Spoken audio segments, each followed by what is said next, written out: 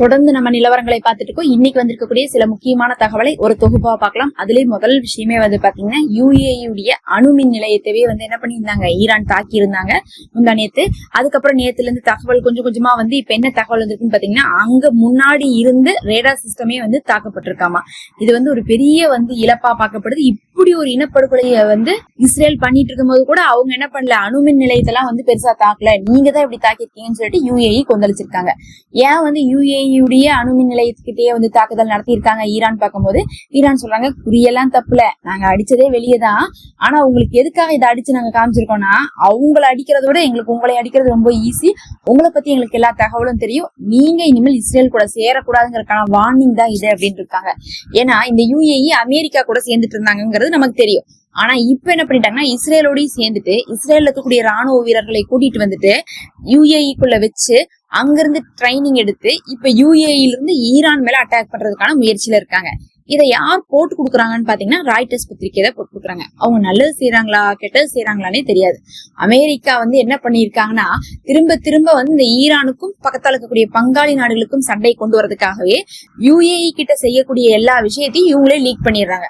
UAE-க்கும் இஸ்ரேலுக்கும் தொடர்பு இருக்கிறதோ, அமெரிக்காவுக்கு தொடர்பு இருக்கிறதோ, அமெரிக்கா UAE-க்கு சப்போர்ட் பண்ண போறது எல்லாத்தையுமே நியூஸ்ல கொடுத்து உடனே ஈரானை கொந்தளிக்க வச்சு திரும்ப என்ன பண்றாங்க, இஸ்ரேல அடிக்காதீங்க, UAE அடிச்சு தள்ளுங்க அப்படிங்கிற லெவலுக்கு என்ன பண்ணிட்டாங்க, அவங்க பக்கம் திசை திருப்பி விட்டாங்க. இப்ப ஈரான் என்ன பண்ணிட்டாங்க, அதனால UAE அணுமின் நிலையம் வரை தாக்குதலை எடுத்திருக்காங்க. அதே சமயத்துல பொய்யான தகவல் இது கிடையாது. UAE அந்த காரியத்தெல்லாம் பண்ணிட்டு இருக்காங்க அப்படிங்கிறது உண்மைதான். ஈரானை அடிக்கிறதுக்காக எல்லா தயாரிப்புகளும் செஞ்சுட்டு இருக்காங்க. செய்ய விட்டது வேணா அமெரிக்காவா இருக்கலாம், ஆனா உண்மை அந்த தகவல் எல்லாமே 100% இருந்துட்டு இருக்கிறதுனாலதான் ஈரான் அவங்களை அடிச்சுட்டு, இதுக்கு மேல உங்களுக்கு வார்னிங் கொடுக்க முடியாது, UAE கவனமா இருந்துக்கோங்க, நீங்க இஸ்ரேல கூட்டாளியா சேர்த்து வச்சுட்டு இருந்தீங்க அப்படின்டா அவங்களுக்கு இடம் கொடுத்துட்டு இருந்தா கண்டிப்பா எங்களுடைய இலக்கு முதல்ல நீங்க தான் அப்படிங்கறத சொல்லியிருக்காங்க. கண்டிப்பா ஈரானுக்கு பாத்தீங்கன்னா, ஏன் பக்கத்து நாடுகளை எல்லாம் அடிக்கிறாங்கன்னா, மத்த நாடுகளை அடிக்கிறத விட அமெரிக்கா இஸ்ரேல் அடிக்கிறத விட ரொம்ப ஈஸி பக்கத்து நாடுகளே அடிக்கிறது தான். பதிலுக்கு அவங்களும் திருப்பிலாம் பெருசா போரெல்லாம் செய்ய மாட்டாங்க. அதனால இன்னும் வாட்டமா போயிருங்கிறதுனாலதான் ஈரான் UAE, கத்தாரு, அதுக்கப்புறம் பக்கத்தால இருக்கக்கூடிய சவுதி, பஹ்ரைன் பல இடத்துல தாக்குதலை நடத்துறாங்க. இருந்தாலும் UAE பதிலுக்கு திரும்பிட்டாங்க ஈரானுக்கு எதிராக. அதனால இப்ப என்ன ஆயிருக்குன்னு பாத்தீங்கன்னா, UAE டார்கெட் பண்ணி ஈரான் அணுமின் நிலையத்தவே தாக்கியிருக்காங்க. இது பெரும் பரபரப்பை ஏற்படுத்தி இருக்குது. பெரும் சேதம் அணு ஆயுதங்களுக்கு ஏற்படாட்டினாலும் சரி, வெளியே இருக்கக்கூடிய ரேடார் சிஸ்டம் இதெல்லாத்தையும் என்ன பண்ணிருக்காங்க, அட்டாக் பண்ணிருக்காங்க அப்படிங்கக்கூடிய தகவல்கள் வந்திருக்கு. F-13 விமானத்தை வச்சு என்ன பண்ணிருக்காங்க, ஒத்திகை பார்த்திருக்காங்க. அதாவது இந்த பொதுமக்களை எல்லாம் கூப்பிட்டு வச்சு என்ன பண்ணுவாங்க, சில சாகசம் எல்லாம் நடத்துவாங்கல்ல, அந்த மாதிரி சாகசம் நடத்திருக்காங்க. அப்ப 2 விமானம் நேருக்கு நேரா மோதி வெடிச்சிருச்சு. அதை மக்களே பார்த்திருக்காங்க. இது வேற எந்த ஒரு சூழ்ச்சியெல்லாம் கிடையாது, இது நார்மலான ஒரு ஆக்சிடென்ட் தான். அதுக்கப்புறம் உள்ள இருந்தவங்கள தப்பிச்சுட்டாங்க எப்படியோ பேராசூட்ல. அதை என்ன சொல்லியிருக்காங்கன்னா, ஏதோ ஒரு கோளாறு இவங்களுடைய விமானத்திலேயே இருக்குது அப்படிங்கறத சொல்லி இன்னைக்கு இன்வெஸ்டிகேஷன் போயிருக்காங்க. ஏன் இப்படி நடந்துச்சு அப்படின்னு சொல்லிட்டு அத்தனை தடவை ட்ரைனிங் பண்ணதும் அதுக்கப்புறம் செஞ்சு செஞ்சு பார்த்துட்டு இவங்க போய் பொதுமக்கள் போனப்பயே பொதுமக்கள் முன்னாடியே அப்படி வெடிச்சிருக்குதுங்கிறது அமெரிக்காவுக்கு எப்படியா இருக்குன்னா, கொஞ்சம் ஒரு குறைபாடா ஏற்பட்டிருக்கு. ஒரு போர் நடந்துட்டு இருக்கக்கூடிய நேரத்துல கூட இந்த மாதிரி எல்லாம் சாதாரண ஆக்சிடென்டே நடந்துட்டு இருந்தா எப்படி நம்ம போர்ல ஜெயிக்க முடியும் அப்படிங்கக்கூடிய ஒரு கேள்வி எழுந்திருக்குது. அது இல்லாம ரொம்ப முக்கியமான விஷயம் பாத்தீங்கன்னா, இப்ப அந்த UAE மேல ஈரான் அட்டாக் பண்ணாங்கன்னு சொன்னோம்ல, அட்டாக் பண்ணதுல 3 ட்ரோனை என்ன பண்ணிருக்காங்க, சவுதி தடுத்திருக்காங்க. என்ன சொல்றாங்கன்னா, இது ஈரான்ல இருந்து வரல, ஈராக்ல இருக்கக்கூடிய ஈரானுடைய பேக்ரவுண்ட் ப்ராக்சிஸ் இருக்காங்களா, அவங்க மூலமா தான் வந்திருக்குங்கிறாங்க. அப்ப தாக்குதலை நடத்தினது ஈரான் இல்ல, ஈராக்ல இருக்கக்கூடிய அவங்களுடைய ப்ராக்சிஸ் தான். ஆனா UAE என்ன சொல்றாங்கன்னா, ப்ராக்சிஸா இருந்தா என்ன, அதுவும் ஈரானுடைய கட்டுப்பாட்டு கீழே தான் வருவான். ஈரான் சொல்லாம அப்படி ஒரு அட்டாக்ல யாரும் பண்ண மாட்டாங்கிறதுனால ஈரானை தான் சாடி இருக்காங்க. அதுவும் இந்த மாதிரி டெரரிஸ்ட் அட்டாக் எல்லாம் நாங்க முறியடிக்கிறதுக்கு என்ன பண்ணுவோமோ அதை செய்வோம் அப்படிங்கிற மாதிரி இன்னைக்கு என்ன பண்ணிருக்காங்கன்னா, UAE அமீர் அவர்கள் அறிவிப்பு கொடுத்திருக்காங்க. ஒரு பக்கம் பார்த்தா ஈராக் அடிச்சிட்டு இருக்காங்க, இன்னொரு பக்கம் பார்த்தா ஈரான் UAE-க்கு வார்னிங் கொடுத்துட்டு இருக்காங்க. மொத்தத்துல UAE-க்கும் ஈரானுக்கும் நடுவுல ஒரு பெரிய பஞ்சாயத்து இந்த போர் ஆரம்பிச்சா வரப்போகுது அப்படிங்கறதை தெரிஞ்சுக்கலாம்.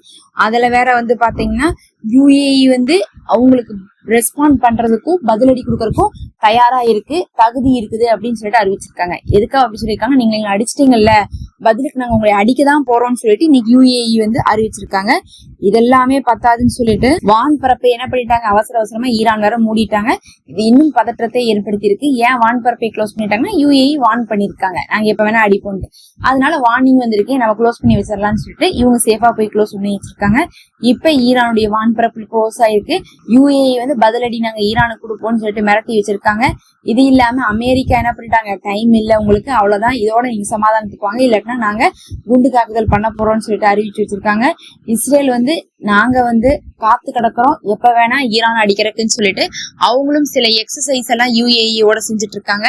இதுக்கு நடுவுல இந்த சவுதியை வேற ஜாடையா என்ன பண்ணிருக்காங்கன்னா ஈரான் வந்து திட்டிருக்காங்க. திட்டினது வந்து UAE தான், ஆனா மறைமுகமா சவுதியும் சேர்த்து சொல்லியிருக்காங்க. எதுக்காகனா, நீங்களும் அடுத்து அதே வேலையை தான் பண்ணுவீங்க, உங்க 2 பேரோட புத்தியே எப்படி இருக்குன்னு பார்த்தா இந்த அமெரிக்காவுக்கும் இஸ்ரேலுக்கும் சப்போர்ட் பண்றதுலதான் இருக்கும். அப்படி ஏதாவது பண்ணா உங்களுக்கும் UAE நிலைமைதான் அப்படிங்கிற மாதிரி வந்து என்ன பண்ணிருக்காங்க, மிரட்டி இருக்காங்க. இந்த பிரச்சனை இப்போதைக்கு எங்க போய் முடிய போகுதுன்னே தெரியல. தொடர்ச்சியாக வந்து அமெரிக்காவும் இஸ்ரேலும் வந்து இந்த பங்காளி நாடுகளுக்குள்ளே பிரச்சனையை வந்து மூட்டி விடுறக்காக பாத்துட்டு இருக்காங்க.